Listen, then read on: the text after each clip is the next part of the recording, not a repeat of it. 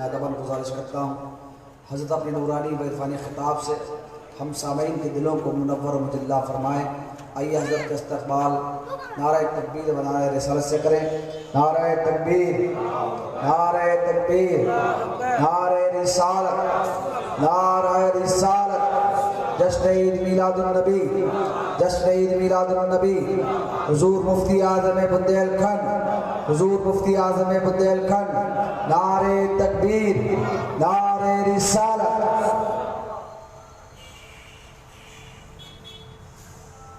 السلام علیکم ورحمۃ اللہ وبرکاتہ۔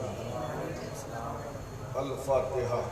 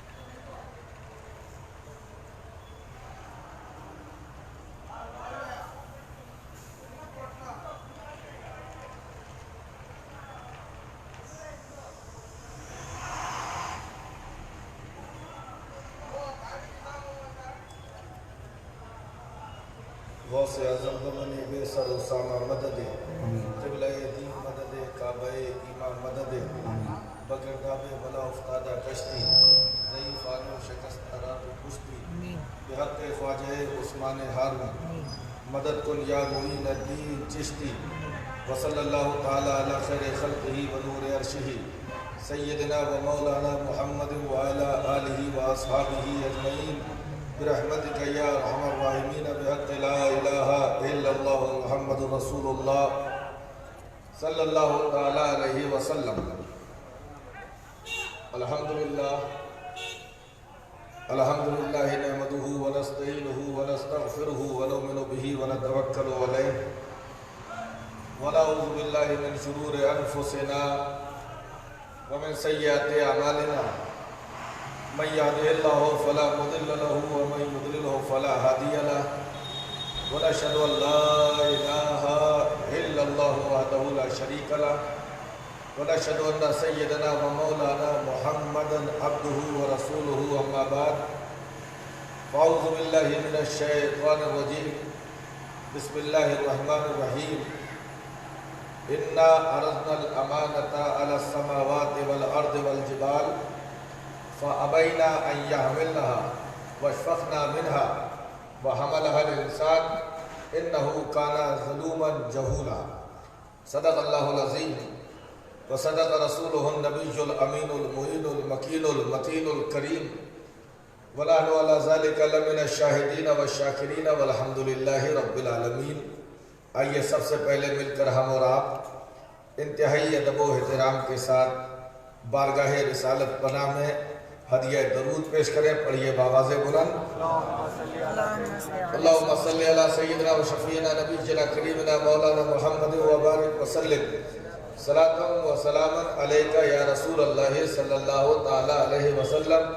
جھوم جھوم کر ایک مرتبہ اور درود پاک کا نذرانہ پیش کریں۔ اللہم صلی علی سیدنا و شفیعنا نبینا کریمنا مولانا محمد وبارک وسلم صلاۃ و سلاما علیکہ یا رسول اللہ صلی اللہ تعالی علیہ وسلم۔ نبی اور آل نبی کی محبت میں پورا مجمع بآواز بلند ہدیہ درود پیش کریں۔ صلی اللہ علیہ صلی اللہ علیہ وسلم صلاۃ و سلاما علیکہ یا رسول اللہ صلی اللہ تعالی علیہ وسلم۔ حضرات، آج کی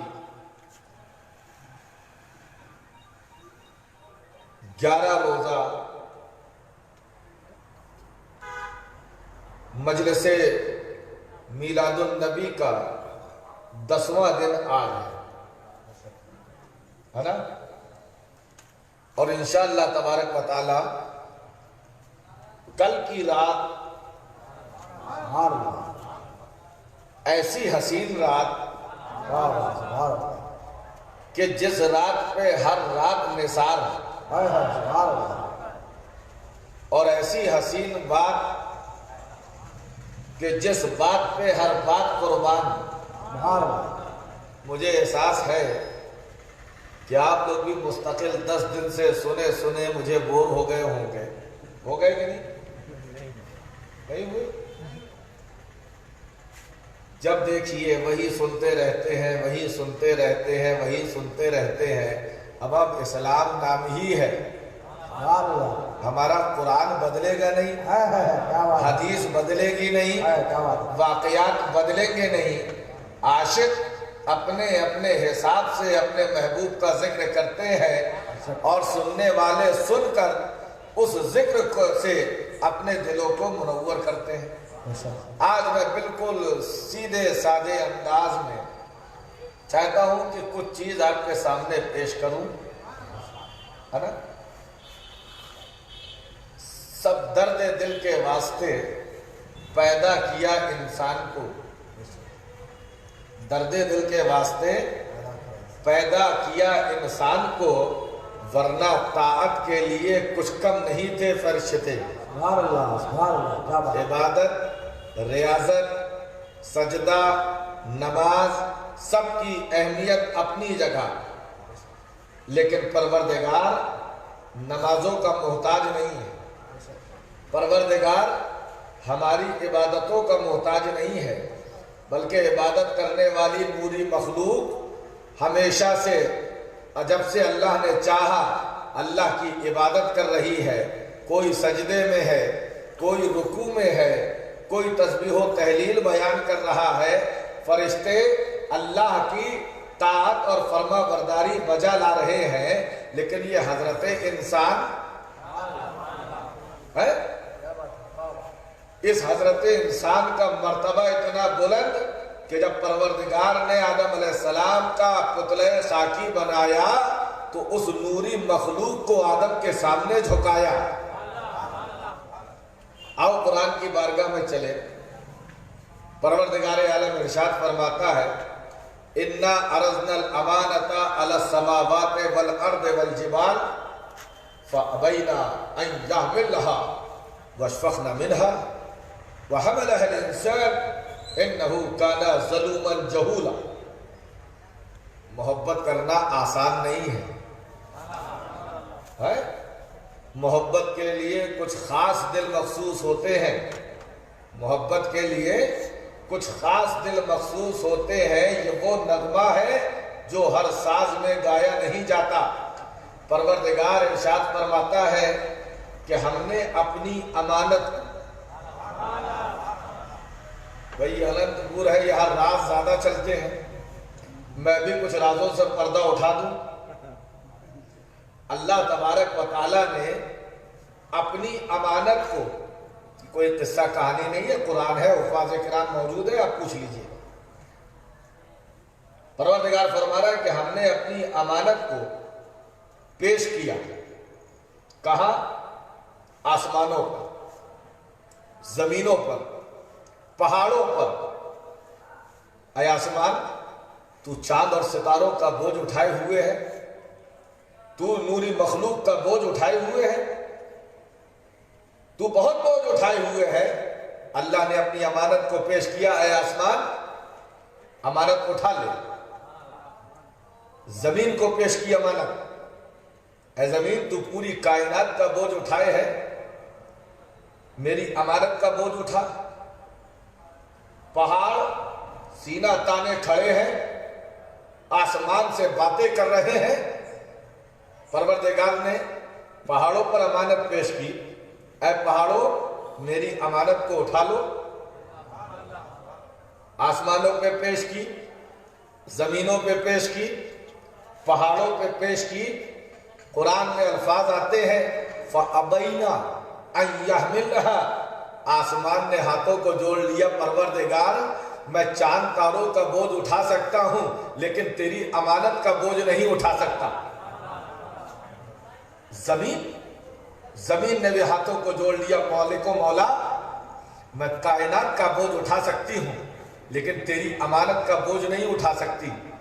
پہاڑ سجود ہو گئے، مولا ہم سب کچھ برداشت کر سکتے ہیں لیکن مولا تیری امانت کا بوجھ ہم نہیں اٹھا سکتے۔ اب یہاں غور کرنے کا مقام ہے کہ اللہ نے حکم نہیں دیا تھا کہ اللہ کے حکم کو زمین نے انکار کر دیا، اللہ کے حکم سے آسمان نے انکار کر دیا، اللہ کے حکم سے پہاڑوں نے انکار کر دیا۔ قرآن کے الفاظ ہیں ہم نے امانت پیش کی، مطلب کس کی کیا مجال کہ پروردگار کوئی حکم دے اور زمین منع کر دے، آسمان منع کر دے، پہاڑ منع کر دے۔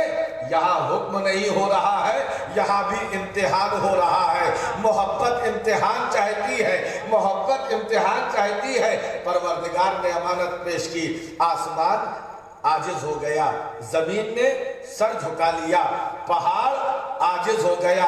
اگلی آیت سنیے، وَشْفَقْنَا مِنْهَا، اور اللہ کی امانت کے خوف سے آسمان کانپنے لگا، زمین تھرانے لگی، پہاڑوں میں زلزلہ آ گیا، اور گویا زبان حال سے کہہ رہے ہو پروردگار، آسمان کہہ رہا ہو مالک و مولا ہم ہر کچھ اٹھا سکتے ہیں، تیری امانت کا بوجھ نہیں اٹھا سکتے۔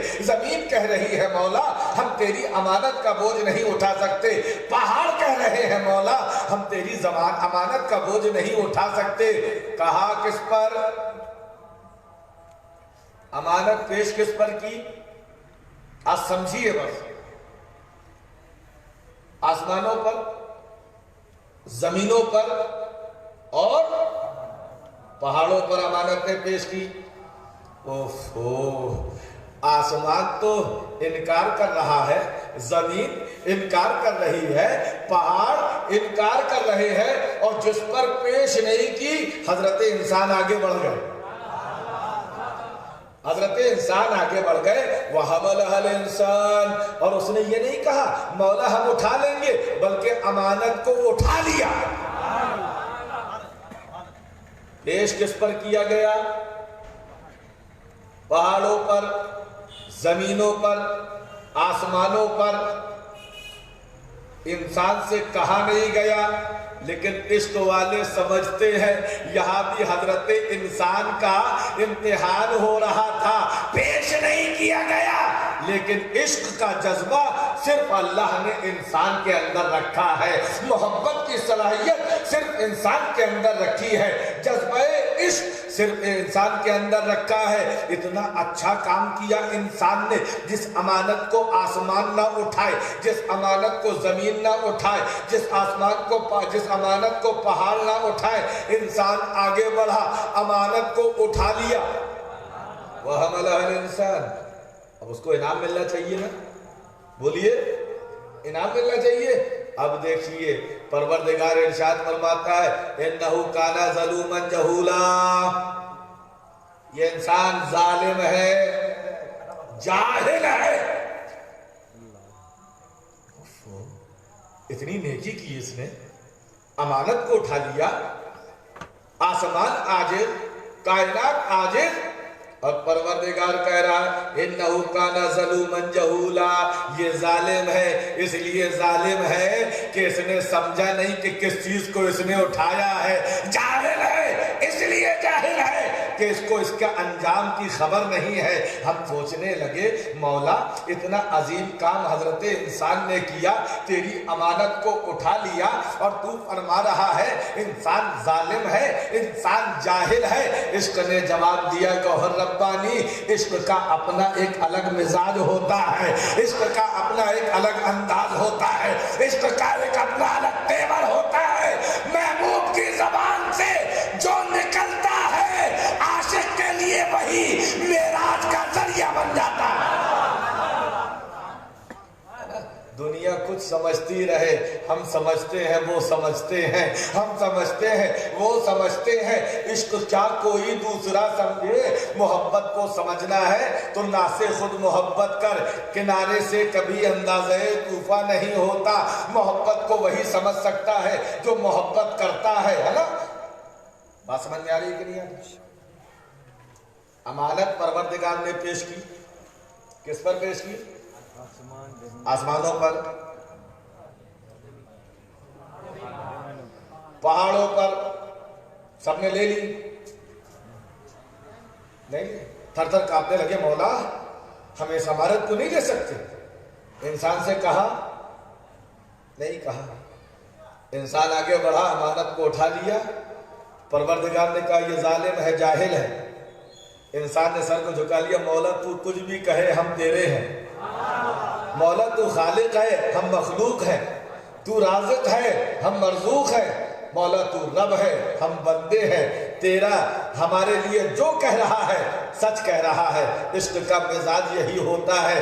آؤ، میری آج تقریر کا عنوان محبت کے لیے دل کیسا ہونا چاہیے۔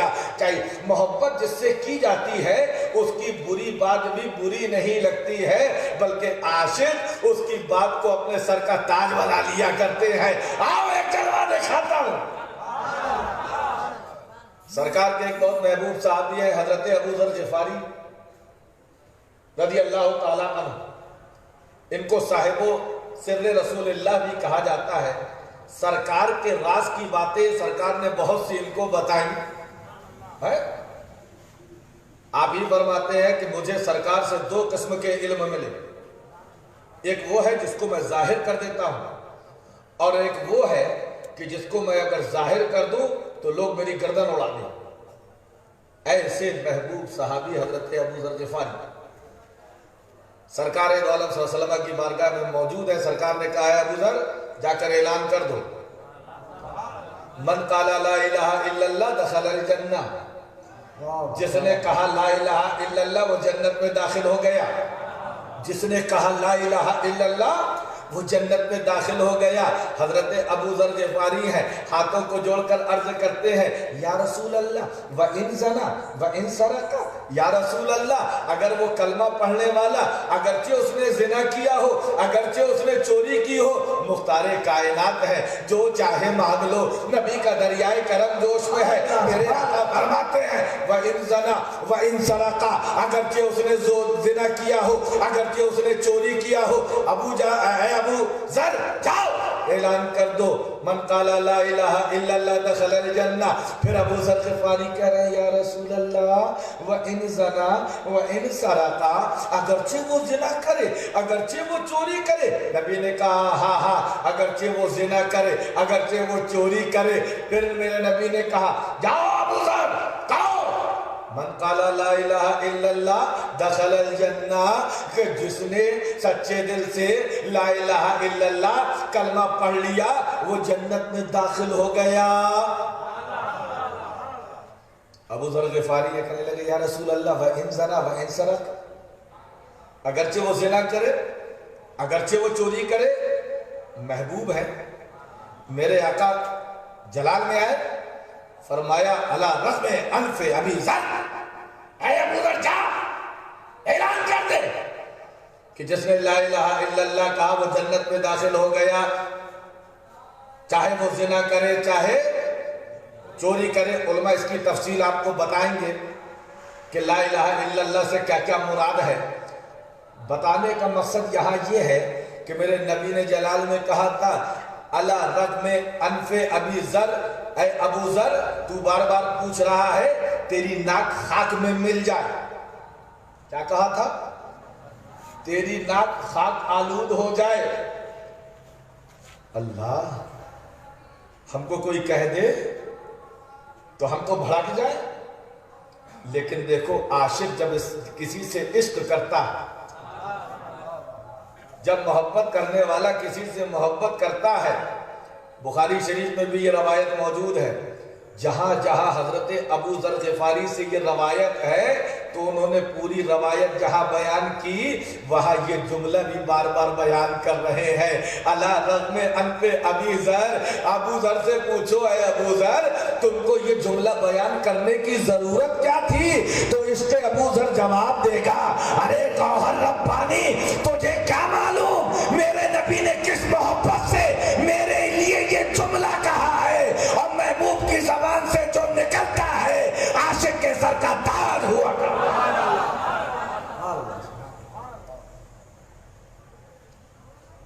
پروردگار کہہ رہے ہیں انہو کان ظلوما جہولا، یہ ظالم جاہل ہے، انسان مست ہے، میرے آقا ابو ذر غفاری سے کہہ رہے ہیں تمہاری ناک خاک آلود ہو جائے. ابو ذر کو اپنے محبوب کی زبان سے اپنا نام جو نکلا ہے نا، اتنی محبت. دیکھو بھائی آدمی ناراض کس پہ ہوتا ہے؟ کوئی بھی جا رہا ہے سڑک میں، آپ ناراض ہو جائیں گے اس سے. غصہ کس پہ کرتا ہے؟ جس کو اپنا سمجھتا ہے اسی پہ غصہ کرتا ہے نا. آپ کو حق نہیں ہے کہ آپ یہاں بیٹھے ہوئے ہیں، سڑک میں کوئی جا رہا ہے کسی پہ غصہ کرو. نہیں، کوئی چولہے میں جا رہا ہے جائے، کوئی کنویں میں گر رہا ہے گرے. لیکن ہمارا کوئی اگر جائے گا تو ہم ڈانٹیں گے. تو ڈانٹنے میں بھی اسی کو ڈانٹا جاتا ہے جس سے کچھ تعلق ہوتا ہے، جس سے محبت ہوتی ہے. سرزنش اسی کی ہوتی ہے جس سے کچھ دلی لگاؤ ہوتا ہے. میرے نبی کی زبان سے ابو ذر غفاری کے لیے نکلا، ابو ذر تمہاری ناک خاک آلود ہو جائے. دنیا سمجھ رہی ہے کہ یہ کیا معاملہ ہے، ابو ذر کو برا لگنا چاہیے، لیکن یہ نبی کے سچے عاشق ہیں. نبی کی زبان سے جو نکلتا ہے اس کو اپنے لیے میراث سمجھ لیتے ہیں. یہی محبت کا تقاضا.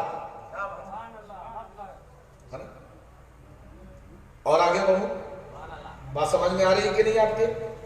آج بالکل آسان طریقے سے آپ سمجھیے. حضرت جنید بغدادی کا نام کس نے سنا ہے؟ دیکھیے ماشاءاللہ سب کے سمجھ میں آ رہا ہے. بہت تیزی سے ہاتھ اٹھ گئے. ہم ہی تو ہاتھ اٹھانے والے ہیں. کبھی ہاتھوں کو اٹھا کے 11ویں کا جھنڈا لہرا دیتے ہیں.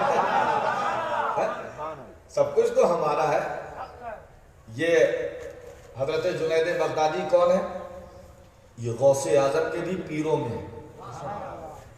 غوث اعظم کے بھی پیروں میں ہے. اللہ کا لاکھ لاکھ شکر ہے مجھے ان کے روضے پہ بھی حاضری کا شرف حاصل ہوا. بہت سی زیارتیں ہوئی ہیں.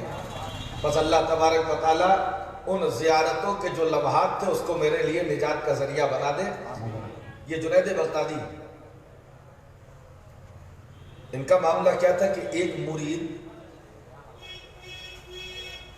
جنید بغدادی کی بارگاہ میں آیا، عرض کرتا ہے سرکار اللہ کا مجھ پر بہت فضل ہے، بہت احسان ہے. میں نے 40 سال سے مستقل عبادتیں کی، ایک فرض نہیں چھوڑا، ایک سنت نہیں چھوڑی، یہاں تک کہ میں نے نفل کو نہیں چھوڑا. کیا بات. مکروہات سے بچا، مستحبات بھی ترک نہیں کیے. دن بھر میرے آقا میں روزے سے رہتا ہوں، رات بھر میں اللہ کی عبادت کرتا ہوں. جنید بغدادی کا چہرہ کھل گیا. بیٹا مبارک ہو، اللہ نے تم کو یہ توفیق دی. کہا سرکار آپ کی دعاؤں کا نتیجہ ہے، لیکن کچھ دنوں سے میں بڑا پریشان ہوں. کہا پریشان ہو بیٹا کیوں، معاملہ کیا ہے؟ کہا سرکار میں 40 سال سے برابر عبادتیں کر رہا ہوں، ریاضتیں کر رہا ہوں، فرض تو فرض، مستحب کو بھی نہیں چھوڑ رہا ہوں. دن میں روزے رکھتا ہوں، رات کو قیام کرتا ہوں، نیکیاں کرتا ہوں، گناہوں سے بچتا ہوں. لیکن سرکار کچھ دنوں سے میرے دل میں ایک وسوسہ پیدا ہو رہا ہے، ایک خلجان پیدا ہو رہا ہے. میری 40 سال کی عبادت خدا جانے اللہ نے قبول کی ہے کہ منہ پر مار دی ہے. مجھے یہ فکر ہے میری عبادتیں بارگاہ خدا میں قبول ہے یا قبول نہیں ہے. سرکار کچھ ایسا طریقہ بتائیے تاکہ مجھے سوال کا جواب مل جائے کہ میری عبادتیں اللہ کی بارگاہ میں قبول ہے. حضرت جنید بغدادی نے فرمایا بیٹا اپنا کام کرو، نمازیں پڑھو، قبول کرنا نہ کرنا یہ اللہ کے ذمہ کرم پہ ہے. ہاتھوں کو جوڑ لیا. مرید تھا، سچا مرید تھا، معلوم تھا یہاں سے جواب ضرور ملے گا، معلوم تھا یہاں سے اس مسئلے کا حل ضرور ملے گا. قدموں کو پکڑ لیا. اے اللہ کے ولی، اے میرے پیر و مرشد، مجھے ایسا طریقہ بتا دیجئے نا تاکہ میرا دل مطمئن ہو جائے. میری عبادتیں اللہ نے قبول کی ہیں کہ نہیں کی ہیں، عبادتیں میری قبول ہیں کہ نہیں ہے. حضرت جنید بغدادی نے کہا بیٹا اچھا تمہاری یہی بات ہے تو سنو، اب کل تم جو ہے سنتیں مت پڑھنا. کیا بات ہے، واہ کیا بات ہے. صرف فرض پڑھنا، کیا بات ہے، سبحان اللہ، سنتیں نہیں پڑھنا، اور خبردار بیٹا رات میں جاگنا نہیں، سو جانا جلدی، سبحان اللہ، کیا بات ہے، الٹی ہی چال چلتے ہیں دیوان گانے عشق، الٹی ہی چال چلتے ہیں دیوان گانے عشق، آنکھوں کو بند کرتے ہیں دیدار کے لیے، آنکھوں کو بند کرتے ہیں دیدار کے لیے۔ ابا یہ کوئی پیر جاہل پیر نہیں تھا، یہ تو غوث اعظم کا پیر ہے، یہ پیر تھے۔ اب تو جناب پیر کے ساتھ ساتھ لوگ پیر بھی ہیں۔ اللہ تعالیٰ ہم کو پیر والا بنائے، پیر والوں سے بچائے، ہے نا؟ یاد رکھیے پیر کامل جو ہوتا ہے نا، اس کی بات ہی الگ ہوتی ہے، اس کی ہر بات میں ہزاروں حکمتیں ہوتی ہیں، ہماری سمجھ میں آئے چاہے نہ آئے۔ سرکار دو عالم صلی اللہ علیہ وسلم کی حدیث ہے، اتقوا بفراست المومن فإنہ ینظر بنور اللہ، مومن کی فراست سے بچو، ڈرو، اس لیے کہ وہ ایسے ہی نہیں دیکھتا ہے، اللہ کے نور سے دیکھتا ہے۔ مرید نے عرض کیا سرکار 40 سال سے عبادتیں کر رہا ہوں، ریاضتیں کر رہا ہوں، مشقت کر رہا ہوں، اللہ کو راضی کرنے کی کوشش کر رہا ہوں، اے میرے آقا کوئی طریقہ ایسا بتائیے جس سے میرے دل کو اطمینان ہو جائے کہ اللہ نے میری عبادتیں قبول کی ہیں یا نہیں کی ہیں۔ پیر و مرشد نے کیا کہا؟ جنید بغدادی ہے، کیا کہا؟ بیٹا ایسا کرنا، کل تم سنتیں چھوڑ دینا، اور ہاں دیکھو رات میں تم جاگتے ہو نا، رات میں جاگنا نہیں، عبادت مت کرنا، فرض پڑھ کر سو جانا۔ مرید چکر میں ہے لیکن مرشد کا عقیدت مند تھا، کہا جی حضور جیسی آپ کی مرضی، جیسا آپ کا حکم۔ گھر آیا آپ نے، اللہ اکبر، فرائض ادا کرتا رہا، سنتیں چھوڑ رہا ہے تو تھوڑی سی دل میں تکلیف ہو رہی ہے، لیکن پیر و مرشد کا حکم یاد آ رہا ہے۔ رات میں جس کی رات بھر جاگنے کی عادت ہو، رات بھر عبادت کرنے کی عادت ہو، اب فرض پڑھ کر مرشد کے حکم کے مطابق بستر پر لیٹ تو گیا، لیکن نیند آنکھوں سے دور ہے، کروٹیں بدل رہا ہے، کبھی درود پاک پڑھ رہا ہے، کبھی آیت الکرسی پڑھ رہا ہے، کبھی توبہ و استغفار کر رہا ہے، لیٹا ہے، اٹھ نہیں رہا ہے۔ رات کے آخری حصے میں اس شخص کی آنکھ لگتی ہے، اللہ اللہ، آنکھ لگنا تھی، مقدر بیدار ہو گیا، آنکھ لگنا تھی، قسمت سنور گئی، آنکھ لگنا تھی، دیکھتا کیا ہے؟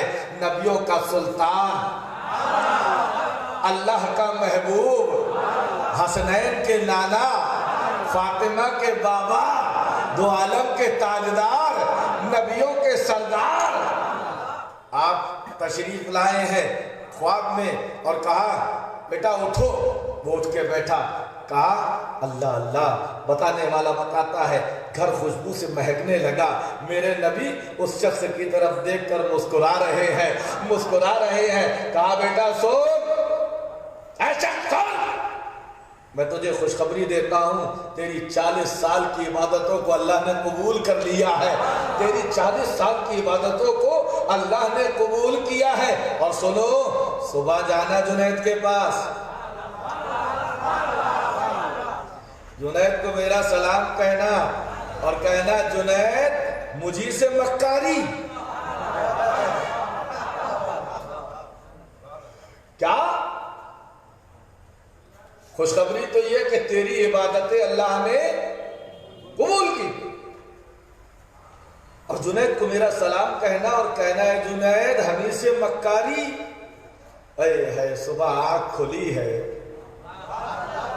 گھر خوشبو سے مہک رہا ہے، نور سے چمک رہا ہے، نور والے آقا آ کے گئے ہیں، خوشبو والے آقا آ کے گئے ہیں، शब असरा के दूल्हा आकर गए हैं, अल्लाह के महबूब आकर गए हैं। बड़ा खुश हुआ, दिल को इत्मीनान हुआ। या अल्लाह तेरा करोड़ों करोड़ों शुक्र है कि तूने मेरी इबादतों को कबूल किया। अब इससे बढ़कर दलील क्या होगी कि खुद पैगंबर ने आकर मुझे बशारत सुनाई है। अगर कोई और आता तो मुझे शक हो सकता था, लेकिन नबी की जात तो वो जात है कि मेरे आका फरमाते हैं मन रानी फकद राल हक्का फाइन्न शैतान ला यतमस्सलो बी। जिसने ख्वाब में मुझे देखा उसने मुझी को देखा, क्योंकि शैतान के अंदर ये मजाल नहीं है कि मेरी सूरत में आ सके। अल्लाह का महबूब आया है और बशारत देकर गया है, ऐ शख्स तेरी इबादतें कबूल। खुश हो रहा है, दरूद के नगमे ज़बान से जारी हो रहे हैं, दिल फूला नहीं समा रहा है। अल्लाह अल्लाह। अब फौरन आगे बढ़ा कि जाके पीरो मुर्शिद को खबर दूं। जैसे घर से बाहर कदम निकाला है, रुक गया कि मेरे आका ने कहा था जुनैद से सलाम कहना और जुनैद से कहना ऐ जुनैद हमी से मक्कारी। अपने मुर्शिद से कैसे कहूँगा, अपने आका से कैसे कहूँगा, जिन्होंने मुझे ये तरीका बताया है उनसे कैसे कहूँगा। ये सोच ही रहा है। कहा चलो ऐसा करते हैं, अल्फाज तो बदल दूंगा, कुछ और अल्फाज कह दूंगा जिससे यही माना अदा हो जाए। अल्लाह अल्लाह। ये आगे बढ़ा है, कुछ दूर गया, देखता क्या है ये इधर से जा रहा है, जुनैद वहां से आ रहे हैं। ये जुनैद बगदादी के पास जा रहा है, जुनैद बगदादी इसके पास आ रहे हैं। अस्सलामु अलैकुम। वालेकुम अस्सलाम। तो बेटा ख्वाब में जवाब मिल गया? झूठ के बोलो बेटा, ख्वाब में जवाब मिल गया या सरकार आपकी करम, आपके करम से, आपकी नजरे इनायत से जवाब मिल गया? कहा मुतमईन हो? कहा अल्लाह के वली, अल्लाह के रसूल ने मुझे बशारत दी है कि मेरी इबादतें अल्लाह की बारगाह में कबूल है। हजरत जुनैद बगदादी कुछ खामोश रहे। कहा मुबारक हो। कहा बेटा मेरे आका ने और कुछ तो नहीं कहा?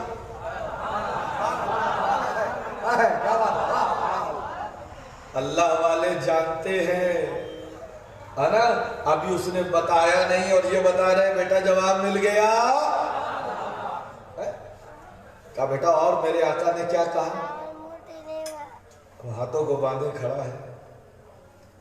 कहा सरकार? कहा है। कहा क्या कहा? कहा आका ने कहा है कि जुनैद को मेरा सलाम कहना है। हजरत जुनैद बगदादी ने सुना। कहा बेटा मेरे आका ने और कुछ कहा? अब सोच रहा है क्या कहूं। कहा सरकार कहा है। कहा क्या कहा मेरे आका ने? कहा आका ने कहा है कि जुनैद से कहना हमी से ऐसी हरकतें। अल्लाहु अकबर। जो सुनना जुनैद बगदादी का चेहरा गुस्से से लाल हो गया। खयानत कर रहा है, गलत बता रहा है। वही कह जो मेरे महबूब ने कहा, वो कह जो मेरे आका ने कहा है। अल्लाहु अकबर। मुरीद थर थर कांपने लगा। कहा हुजूर सरकार ने कहा है जुनैद से कहना ऐ जुनैद हमी से मक्कारी। अल्लाह अल्लाह। जुनैद ने ये सुना है, जुनैद वजद में आ गए, झूम रहे हैं और जबान से यही कह रहे हैं जुनैद हमी से मक्कारी, जुनैद हमी से मक्कारी, जुनैद हमी से मक्कारी। वक्त की कैफियत तारी हो गई है। हम समझते हैं वो समझते हैं, हम समझते हैं वो समझते हैं। इश्क क्या कोई दूसरा समझे। ये तो आशिक जाने, महबूब जाने या मुहिब जाने। महबूब की जबान से निकलने वाला एक जुमला आशिक के लिए सरमाये हयात होता है? वैसे तो बज़ाहिर लगा है कि इतना बड़ा लफ्ज हमी से मक्कारी है, लेकिन इश्क है। आज हम किसी को कुछ कह दे अगर तो आदमी बुरा मान जाएगा, मानना भी चाहिए भाई, हमारी क्या औकात। लेकिन आदमी जिससे मोहब्बत करता है ना, उसकी हर बात को अपने लिए फख्र समझता है। मेरा समझाने का मकसद यही है कि जिससे मोहब्बत होती है, कभी गम भी मिलते हैं तो आशिक सर को झुका लेता है, रब की मर्जी पर राजी रहता है। ऐ मेरे परवरदिगार تیری یہ مرضی ہے میں راضی ہوں۔ مجھے ایک واقعہ یاد آ گیا، ایک مالدار آدمی، سیٹھ آدمی، پیسے والا آدمی اپنے خادموں کے ساتھ جنگل سے گزر رہا تھا۔ دیکھا ایک پیڑ کے نیچے ایک نورانی چہرے والا شخص بیٹھا ہے، کپڑے پھٹے پرانے ہیں، برتن ٹوٹے پھوٹے ہیں، بستر پھٹا ہوا ہے، لیکن چہرے سے نور جھلک رہا ہے۔ بڑے ادب سے آیا، آ کر کہنے لگا السلام علیکم۔ وعلیکم السلام۔ کہا سرکار اے اللہ کے ولی، مجھے اللہ نے بہت دیا ہے، بہت نوازا ہے، میری خواہش یہ ہے کہ آپ کے لیے خادم رکھ دوں، آپ کے لیے نیا بستر بنوا دوں، آپ کے لیے نئے کپڑے کا انتظام کر دوں، آپ کے لیے نئے برتنوں کا انتظام کر دوں۔ اللہ اللہ، یہ سنا ہے۔ وہ بزرگ جلال میں آ گئے، کہا تو میرے لیے نئے برتن منگائے گا، تو میرے لیے نئے کپڑے منگائے گا؟ ارے جانتا ہے میں کون ہوں؟ یہ چاند میری مرضی سے نکلتا ہے، یہ سورج میری مرضی سے ڈوبتا ہے، یہ ہوائیں میری مرضی سے چلتی ہیں، یہ کائنات میری مرضی سے چلتی ہے۔ اللہ یہ سنا وہ مالدار آدمی تھر تھر کانپنے لگا، کانپتے ہوئے منڈی جھکا کر اپنی سواری کے طرف بڑھا، اور جیسے ہی سواری کے پاس پہنچا ہے اس بزرگ نے کہا ادھر آ۔ وہ ڈرتا ڈرتا پھر آیا، کہا جی حضور، کہا تو نے یہ تو سن لیا، یہ چاند میری مرضی سے نکلتا ہے، یہ سورج میری مرضی سے ڈوبتا ہے، یہ ہوائیں میری مرضی سے چلتی ہے، ارے مجھ سے یہ بھی تو پوچھ میری مرضی کیا ہے، میری مرضی کیا ہے؟ کہا حضور آپ کی مرضی کیا ہے؟ کہا میری مرضی وہی ہے جو میرے رب کی مرضی ہے، میں نے اپنی مرضی کو اپنے رب کی مرضی پر فنا کر دیا ہے، اب جو رب کی مرضی سے ہو رہا ہے وہی میری مرضی۔ تو عاشقوں کا مزاج یہ ہوتا ہے کہ محبوب کے ہر فیصلے کا ادب اور احترام کرتے ہیں۔ امام علی مقام کو کون نہیں جانتا؟ نبی کے دل کا چین ہے، اگر اشارہ کر دے تو کائنات کا نظام بدل جائے۔ لیکن کربلا کے منظر کو آپ نے دیکھا، سنا، جوان بیٹا علی اکبر خاک و خون میں ٹکڑے ٹکڑے آپ کے سامنے پڑا ہے، ننھا 6 مہینے کا علی اصغر باپ کی ہاتھ میں ہچکیاں لے کر دم توڑ رہا ہے، بھانجے اور محمد کے ٹکڑے، لاشوں کے ٹکڑے سامنے پڑے حسین کے، بھائی حسن کی نشانی قاسم بھی ٹکڑے ٹکڑے ہو کر پڑے ہیں، عباس علمبردار کے بازو کٹ گئے ہیں۔ یہ سارے منظر حسین کے سامنے تھے، لیکن تاریخ کا ایک جملہ ایسا دکھا دو جس پہ میرے حسین نے پروردگار کی ناشکری کی ہو، زبان پہ شکوے کا لفظ آیا ہو، اب علی اصغر کو لٹا کر میرا حسین کہتا تھا مولا یہ تو ایک علی اصغر ہے، اگر ہزاروں علی اصغر ہوتے حسین ایک ایک کر کے تیری راہ میں سب کو قربان کرتا چلا۔ یہ ہوتا ہے جذبہ محبت کا۔ ہمارا معاملہ یہ ہے کہ ذرا سی مصیبت آ گئی، چھوڑو یہ ٹھیک نہیں ہے وہ ٹھیک ہے، ذرا سا ہمارے نمازیں پڑھنا شروع کی، معلوم ہے کاروبار نہیں ہو رہا ہے، نماز پڑھتے ہیں تو بے برکتی آتی ہے۔ نالائقو، یہ اللہ امتحان بھی لیتا ہے، جس کو اس قابل سمجھتا ہے اس سے امتحان لیتا ہے۔ آدم علیہ السلام کتنے 100 سال روتے رہے، پہلے انسان، بظاہر پہلے نبی، لیکن اللہ نے آزمائش کی۔ نوح علیہ السلام 900 سال پتھروں میں رہے،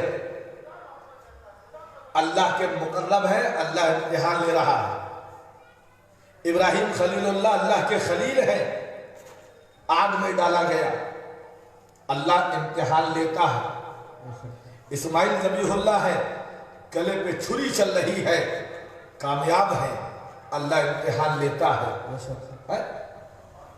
فرعون کے مقابلے میں موسیٰ ہے، جادوگروں سے آزمایا گیا، اللہ نے امتحان لیا. خود میرا پیغمبر ابو جہل کے سامنے، ابو لہب کے سامنے ہے. میرے پیغمبر کے اوپر کیا مصیبتیں گزری. طائف میں آپ پر بچوں نے پتھر برسائے. فرشتہ حاضر ہو گیا تھا، اے اللہ کے نبی، اللہ نے سلام کہا ہے، اگر آپ حکم دیں تو پوری بستی کو الٹ دوں. لیکن دیکھو میرے پیغمبر نے کیا ارشاد فرمایا تھا. یہ نہیں کہا تھا کہ مولا اس بستی کے لوگ خراب ہیں، اس بستی کو الٹ دے.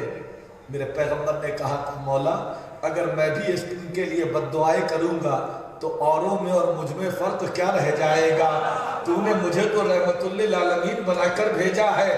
میرے نبی نے کہا تھا اللہم اہد قومی فإنہم لا یعلمون، اے اللہ میری قوم کو ہدایت دے، ابھی یہ جانتے نہیں ہے کہ محمد کون ہے، ابھی یہ مجھے پہچانتے نہیں ہے. جب پہچاننے لگیں گے تو آج پتھر مار رہے ہیں، کل اپنی جانیں قربان کرنے لگیں گے.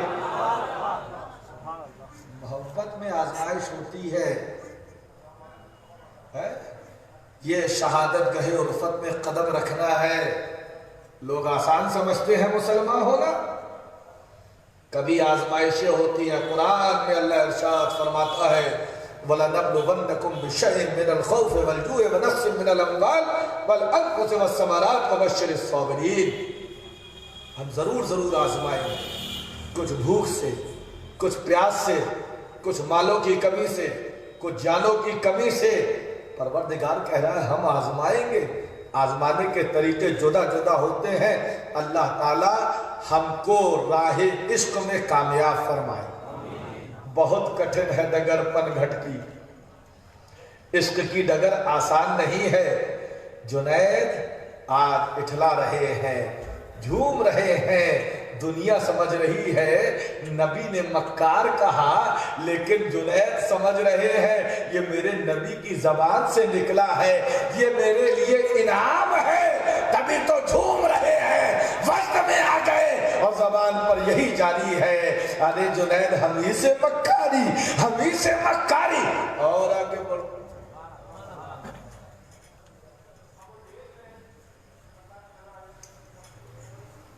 لیلا مجنو کو جانتے ہیں ہے نا. لیلا نے جب دیکھا اور سنا کہ میرا مجنو آج کل جگہ جگہ بھیک مانگ رہا ہے، بہت دنوں سے مجنو کو دیکھا نہیں ہے، تو لیلا نے بھی سخاوت کا دروازہ کھول دیا، بانٹنا شروع کر دیا. 1 دن 2 دن ہو گئے، لوگوں کی لائن لگ رہی ہے. لیلا سب کو کچھ نہ کچھ دیتی چلی جا رہی ہے. اسی لائن میں لگنے والوں میں مجنو بھی تھا. مجنو آگے بڑھتا جا رہا ہے. لیلا دے تو سب کو رہی ہے، دیکھ مجنو کو رہی ہے. میرا عاشق آ رہا ہے، میرا شیدائی آ رہا ہے، مجھ پر جان نثار کرنے والا آ رہا ہے. اللہ اللہ. جیسے ہی مجنو آیا، لیلا نے کچھ دینے کے بجائے مجنو کا کٹورا لیا، کاسا لیا اور کاسے کو اٹھا کر زمین پہ پھینک کر توڑ ڈالا. اللہ اللہ. لیلا کا ایسا کرنا تھا، مجنو وجد میں آ گئے، مجنو جھومنے لگے، مجنو وجد میں آ گئے. لوگوں نے کہا واقعی تو مجنو ہے، ایک تو لیلا نے تیرا کٹورا توڑ دیا، تیرا نقصان کر دیا اور تو جھوم رہا ہے. مجنو نے کہا تھا تم کیا جانو عشق کیا ہوتا ہے، تم کیا جانو محبت کیا ہوتی ہے. میری لیلا نے کسی اور کا کٹورا نہیں توڑا، اس کا مطلب سب اور ہے، میں اور ہوں. سب کا مقام الگ ہے، میرا مقام الگ ہے. یہ عشق ہوتا ہے. تکلیف بھی ملتی ہے تو عاشق کے لیے وہ راحت کا سبب بنتی. اور دیکھا تبھی تو کہتے ہیں انہو کان ظلوما جہولا. یہ انسان ظالم ہے، جاہل ہے.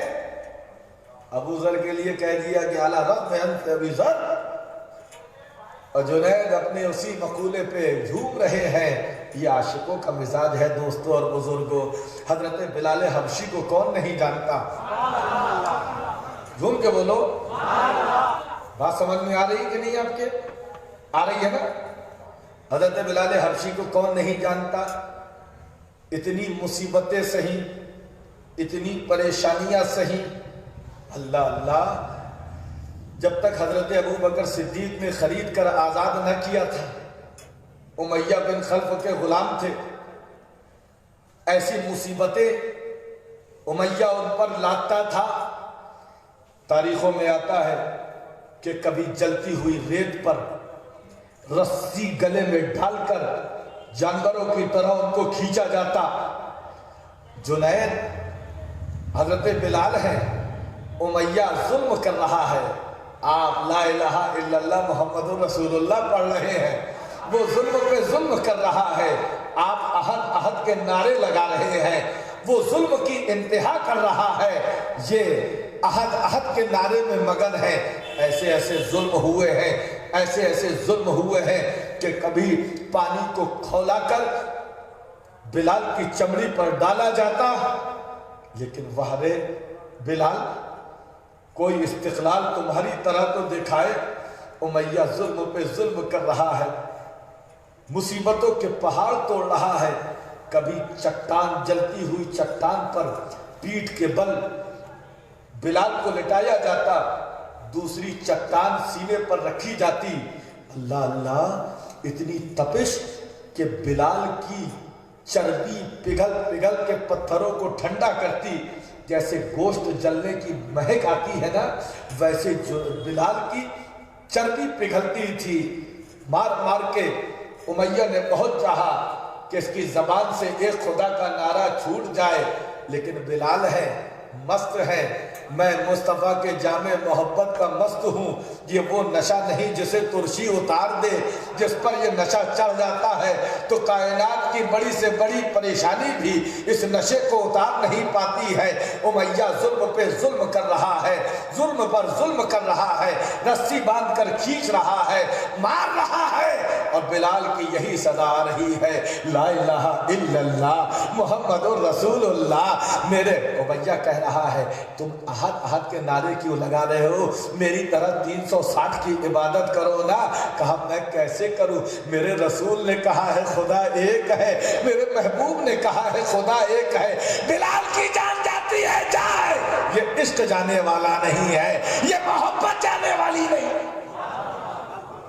جب امیہ نے ہر قسم کا ظلم کر لیا تو اب سمجھانے بیٹھا، کہا بلال ستیہ ہاتھ کر رہا، بلال تو میرا چہیتا غلام، میں نے بہت چاہا کہ تجھے صحیح راستے پر لے آؤں، لیکن تو عہد کے نعرے کو چھوڑ نہیں رہا ہے۔ اے بلال دیکھ، تو جس خدا کو بلا رہا ہے وہ تیری مدد کو کیوں نہیں آتا؟ تجھ پر اتنی پریشانیاں ہوتی ہیں۔ آج بھی لوگوں کا مائنڈ ایسے ہی ڈائیورٹ کرتے ہیں، اتنی پریشانی ہو رہی، تم یہ کیوں نہیں کرتے؟ یہ اللہ تعالیٰ ہم کو نیک سمجھ کی توفیق عطا فرمائے۔ بڑی شفقت سے سر پہ ہاتھ رکھ رہا ہے، اے بلال دیکھ، تو ایک خدا کو مانتا ہے، تجھ پر اتنی پریشانیاں میں نے ڈالی، تیرا رب تیری مدد کو نہیں آ رہا، جب تیرے رب کو تجھ سے محبت نہیں ہے تو کیوں احادات کے نعرے لگا رہا ہے؟ کیوں رسول اللہ کا نعرہ لگا رہا ہے؟ کیوں لا الہ الا اللہ محمد رسول اللہ پڑھ رہا ہے؟ دیکھ تجھے کتنی اپنے رب سے وہ ہے، لیکن رب کو تجھ سے محبت نہیں ہے۔ یہ بلال ہے نا، ابھی تک جب تک اسلام نہیں لائے تھے کالے کلوٹے کہتے تھے، اور جب اسلام میں آ گئے ہیں تو بلال کی چمڑی حوروں کے چہرے پہ تل کا کام کرے گی۔ امیہ بہت شفقت سے سمجھا رہا ہے، بلال ابھی بھی آ جاؤ، دیکھو رب تمہاری مدد کو نہیں آ رہا ہے۔ توجہ چاہوں گا، بلال نے تاریخی جواب دیا تھا۔ بلال نے کہا تھا، اے امیہ تم کیا سمجھو، میرا رب ابھی بلال کو آزما رہا ہے، میرا رب ابھی بلال کا امتحان لے رہا ہے، بلال کا رب ابھی بلال کو چیک کر رہا ہے۔ کہا کیسے چیک کر رہا ہے؟ کہا امیہ کبھی تو برتن خریدنے بازار گیا ہے مٹی کے؟ کہا ہاں گیا ہوں۔ کہا مٹی کے برتن کو کیسے خریدا جاتا ہے؟ کہا مٹی کے برتن کو ٹھوک پیٹ کے، بجا کے، دیکھ کے پھر خریدا جاتا ہے۔ کہا اے امیہ معاملہ یہی ہے، ابھی میرا رب بلال کو ٹھوک رہا ہے، بجا کے دیکھ رہا ہے، جب امتحان میں کامیاب ہو جاؤں گا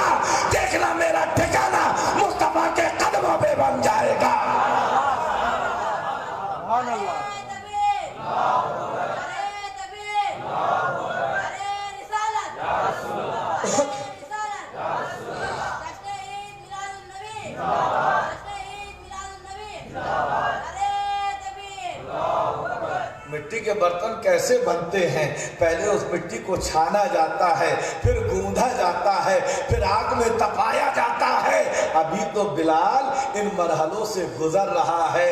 جس وقت میرے رب امتحان میں میں کامیاب ہو جاؤں گا اس وقت تم دیکھنا۔ اور کائنات نے دیکھا تھا کہ بلال کی غلامی کا وقت تھا، امیہ بلا رہا ہے، بلال دوڑا چلا آ رہا ہے۔ امیہ کا بیٹا بلا رہا ہے، بلال دوڑا چلا آ رہا ہے۔ امیہ کی گھر والی بلا رہی ہے، بلال دوڑے چلے آ رہے ہیں۔ امیہ کے گھر والے بلا رہے ہیں، بلال دوڑے چلے آ رہے ہیں۔ لیکن جب مصطفیٰ کے گیسوئے خمدار کے اسیر بنے ہیں، مصطفیٰ کی زلفوں کے دیوانے بن گئے ہیں، اللہ اللہ میرے رب نے کیا مقام دیا ہے کہ خانہ کعبہ کی چھت پہ بلال کھڑے ہو کر جب حی علی الصلاۃ کہہ رہے ہیں، ابو بکر دوڑے چلے آ رہے ہیں، عمر دوڑے چلے آ رہے ہیں، عثمان دوڑے چلے آ رہے ہیں، علی دوڑے چلے آ رہے ہیں۔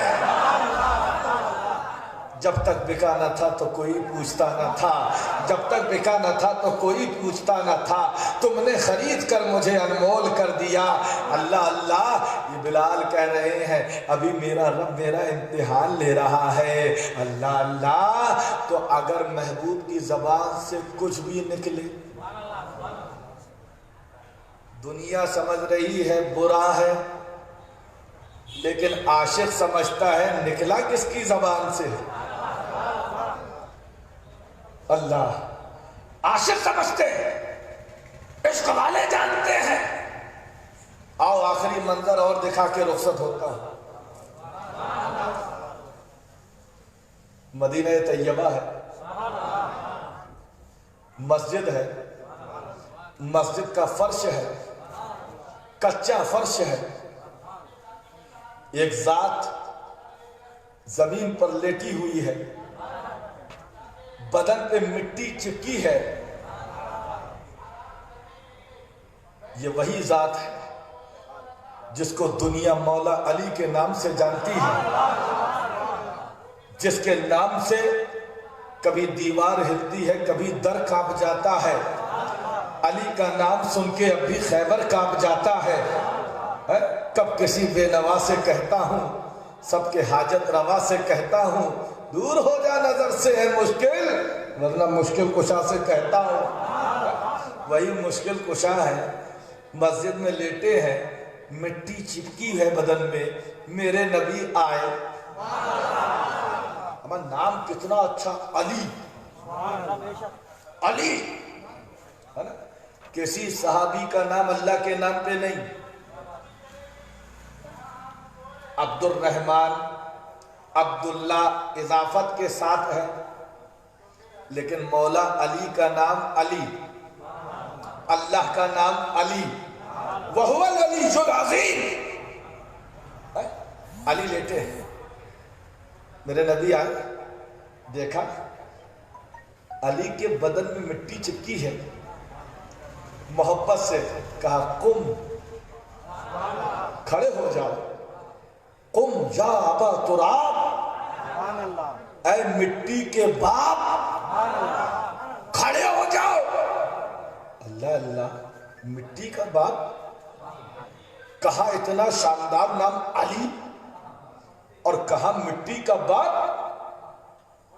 مولا علی فرماتے ہیں، سب کتابوں میں آتا ہے، مولا علی کو نبی کی زبان سے نکلنے والا یہ لقب اتنا پسند آیا، اتنا پسند آیا کہ اگر مولا علی کو کوئی علی کہتا اتنے خوش نہیں ہوتے، ابو تراب کہتا خوش ہو جاتے، کیونکہ یہ لقب مصطفیٰ کی زبان سے نکلا ہے، یہ لقب، یہ خطاب مصطفیٰ کی زبان سے ملا ہے۔ اور دینے والا حکمت جانے، لینے والا حکمت جانے۔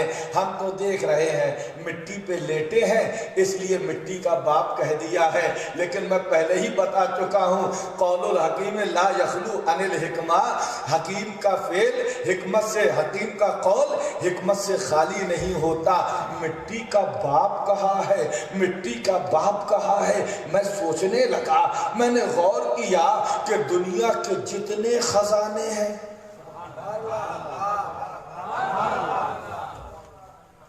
مالدار محلے میں رہنے والوں، سونا کہاں سے آتا ہے؟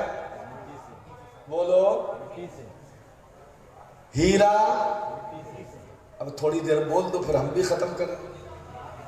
سونا، ہیرا، لوہا، چاندی، پلیٹینم، پیٹرول، ڈیزل، کوئلہ، اناج، غلہ، گیہوں، ہمیں کائنات کے جتنے خزانے ہیں، بولو یار، سب کہاں سے؟ مٹی سے۔ اور میرے نبی کہہ رہے ہیں علی کو معمولی مت سمجھو، یہ مٹی نہیں ہے، یہ مٹی کا باپ ہے، یہ مٹی کا باپ ہے۔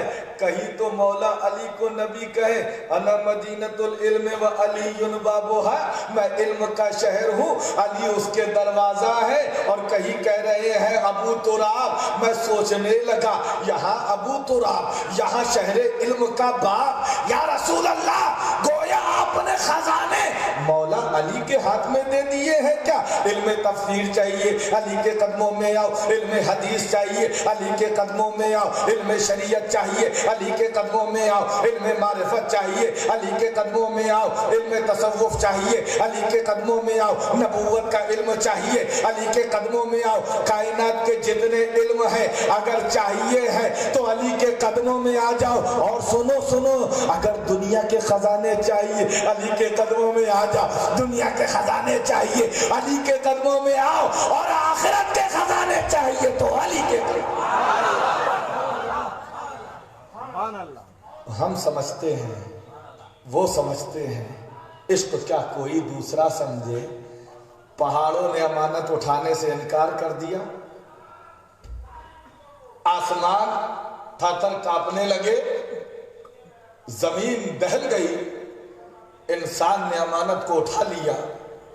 پروردگار نے کہا انہو کانا ظلوما جہولا، یہ ظالم ہے، جاہل ہے۔